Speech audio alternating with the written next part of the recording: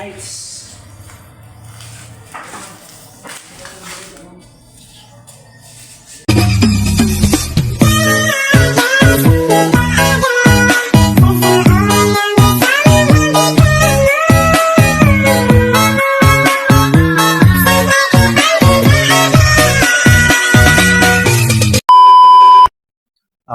Good morning mga idol no.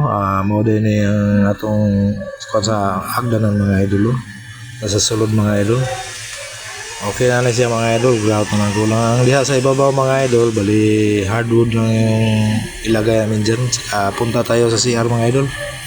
Ito na yung CR na ni-repair namin mga idol. Okay na siya mga idol. Yan skim coat na lang yan sa ibabaw mga idol. Nalagyan na namin ng exhaust fan saka ilaw. Ito pala yung bar. Nalagyan na ng WPC nga panel mga idol. Saka doon sa kabila mga idol dyan, nalagyan pa dyan ng sa wall TV design mga idol. Abangan nyo ang paglagay dyan mga idol. Saka dito sa baba mga idol, may cabinet pa dyan ilagay. Kunti lang ito mga idol mga cabinet. Saka dyan may cabinet pa rin sa ibabaw ng lababo. Saka bukas ito mga idol malagyan na. Yan, ito na mga idol medyo maganda na siya mga idol. Yan. Panoorin nyo lang bukas mga idol. Ito pala yung tapos namin ngayon mga idol.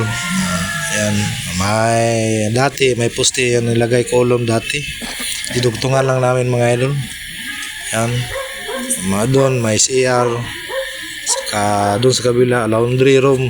Saka dito ito yung dalawang kwarto mga idol. Ito ang pangalawa. Yan. Tingnan nyo mga idol. Sobrang laki ito mga idol. Yan, tingnan natin yung laundry. May backdoor dyan mga idol. Ito ang CR mga idol. 5x6 mga idol. Ang sa ibabaw ito mga idol may louting. Doon lagyan pa namin yung concrete gutter mga idol. Nakaabang na yan. Baka bukas so na araw mag-process na kami. May canopy pa dyan mga idol. Yan. Sige mga idol, thank you for watching.